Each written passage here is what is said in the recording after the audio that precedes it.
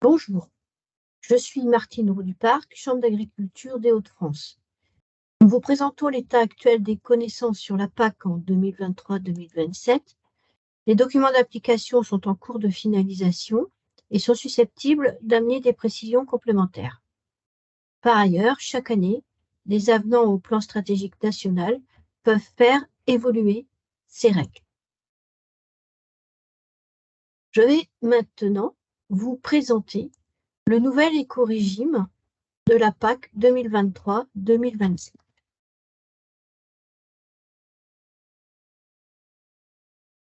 L'écorégime est accessible par 3 voies qui sont 1. Les pratiques agricoles, 2. La certification, 3. Les infrastructures agroécologiques ou SIE non productives.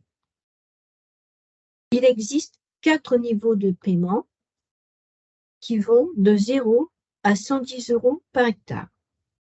Chaque voie permet d'atteindre le niveau 1 ou 2 de paiement. Le niveau de paiement numéro 3 peut être atteint uniquement en agriculture biologique par la voie de la certification.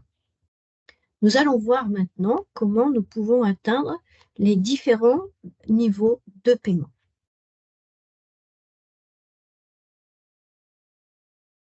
Si l'exploitation est en agriculture biologique, on peut atteindre le paiement de niveau 3. Ensuite, comment atteindre le niveau de paiement 2? Il y a 3 possibilités. Soit par la certification HVE niveau 3, soit par le biais des infrastructures agroécologiques, et pour cela, il faut avoir 10%, au moins 10% d'infrastructures agroécologiques sur la SAU, et pour respecter la BCAE 8, au moins 4% de cette infrastructure agroécologique sur les terres arables. Enfin, par la voie des pratiques agricoles, en ayant à la fois sur les terres arables un score supérieur à 5 points, que nous expliquerons tout à l'heure, et sur les prairies permanentes, au moins 90% des prairies non labourées, et sur les cultures permanentes, au moins 95% des parcelles des interrants couverts. Ces 3 critères concernant la pratique agricole sont à respecter si chaque sous-catégorie représente plus de 5% de la surface agricole utile. Si on ne respecte pas ces différentes catégories, on peut atteindre le niveau de paiement numéro 1. Comment peut-on l'atteindre?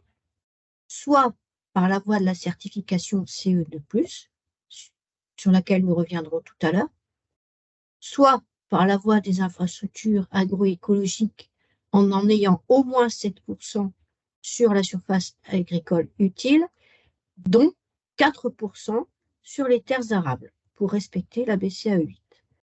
Soit par la voie des pratiques agricoles, en ayant sur les terres arables un score au moins de 4 points, et sur les prairies permanentes en ayant au moins 80% non labourées, et sur les cultures permanentes en ayant au moins 75% avec les interrants couverts. Revenons maintenant sur 2 points, en commençant par la certification. Concernant l'agriculture biologique, pour obtenir le niveau 3 à 110 € de l'hectare, il faut respecter 2 conditions. Avoir 100% de ses surfaces engagées en agriculture biologique, en converti ou en conversion, et ne pas toucher d'aide à l'agriculture biologique du second pilier sur l'intégralité des surfaces. Donc, cela veut dire qu'au moins une surface ne touche pas l'aide à la conversion ou l'aide au maintien. Voyons maintenant la voie de la certification. On peut donc atteindre le niveau 2 de paiement en étant référencé HVE niveau 3. Une particularité, le référentiel HVE a été modifié en fin d'année 2022. Il a évolué. Donc, à partir du 1er octobre 2022, la primo-certification HVE se fait avec le nouveau référentiel.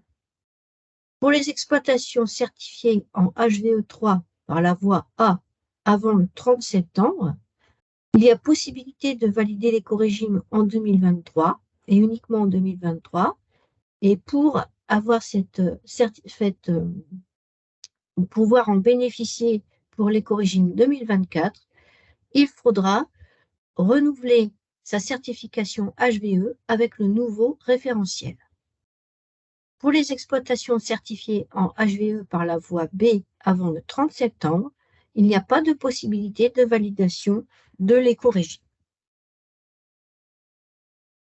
Comment peut-on obtenir le niveau 1 par la voie de la certification? Cela correspond à la certification CE2+. Qu'est-ce que cette certification? Elle correspond au niveau 2 de la certification HVE par la voie A, à laquelle il faut ajouter un critère du niveau HVE3 en obtenant au moins 10 points dans un des indicateurs suivants, soit l'indicateur de biodiversité, soit un indicateur stratégie phytosanitaire, soit un indicateur gestion de la fertilisation, soit un indicateur gestion de l'irrigation, ou l'indicateur 5 qui concerne l'agriculture de précision et la certification à une démarche de recyclage des déchets. Arrêtons-nous maintenant sur la voie des pratiques agricoles pour en détailler le barème. Donc, pour obtenir différents, au moins 5 points pour avoir le niveau 2, au moins 4 points pour avoir le niveau 1, il faut respecter une certaine structuration de son assolement. Donc, les cultures sont classées par catégorie et par groupe. L'atteinte d'un pourcentage de surface des terres arables dans chaque catégorie permet d'obtenir un certain nombre de points. Pour atteindre le niveau 2 de paiement, il faut cumuler au moins 5 points. Pour atteindre le niveau 1 de paiement de l'éco-régime, il faut 4 points.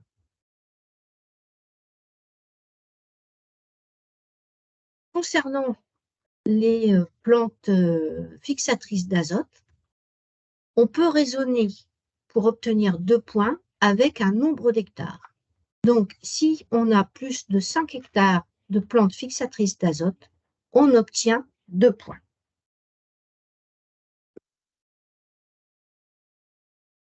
Dans le groupe des céréales, plantes sarclées, oléagineux, il est possible d'obtenir au maximum 4 points. Quelques précisions sur le classement de certaines cultures. Les betteraves fourragères font partie des plantes sarclées. Les pois de conserve, haricots verts et les mélanges de légumineuses avec le code MLG sont des fixatrices d'azote.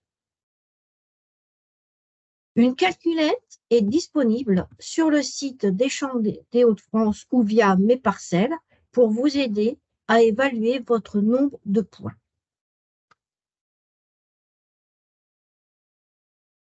Concernant les prairies permanentes en Hauts-de-France, si vous avez obtenu une autorisation de retournement pour la campagne, il faut déclarer cette parcelle en terre arable avant le 15 mai. Elle rentrera ainsi dans le barème à points des terres arables. Concernant les cultures pérennes, le pourcentage d'interrants couverts sera calculé par rapport à la moyenne des interrants couverts sur l'ensemble des interrants existants sur ces parcelles. Qu'appelle-t-on une couverture? C'est un enherbement ou un mulch végétal total. Je vous remercie pour votre attention et je vous souhaite une bonne journée.